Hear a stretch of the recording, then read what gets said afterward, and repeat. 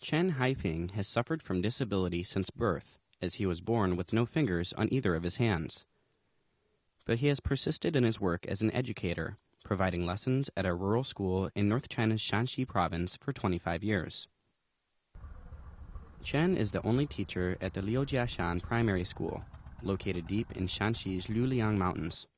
He currently teaches just 6 students at the tiny school, 3 preschoolers and 3 others in varying grades. Chen got his start as a teacher at the school in 1990 after finishing his own schooling in the 80s.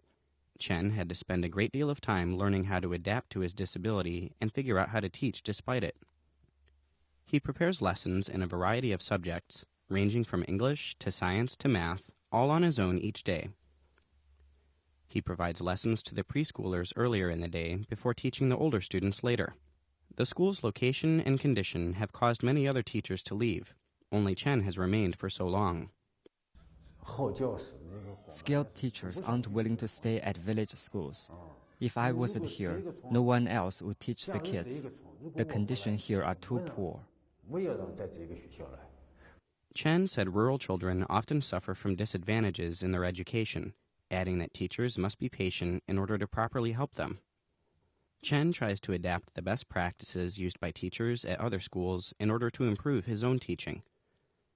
His efforts have been rewarded, as several of his students have received high marks and even gone on to college. Chen lives at the school and spends nearly all of his monthly earnings, about $242, to take care of the kids.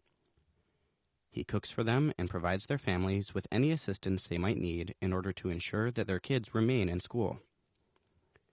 He will often walk the children home at night and tutor them as well. But these days, there aren't as many kids in the village. The ones who have stayed generally come from poor families. But Chen said he will keep teaching at the school, even if there is only one student to be cared for.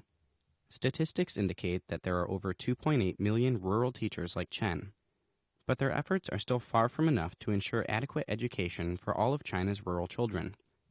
To this end, the General Office of the State Council has published a 5-year plan designed to address the shortcomings of the education system in rural and remote areas.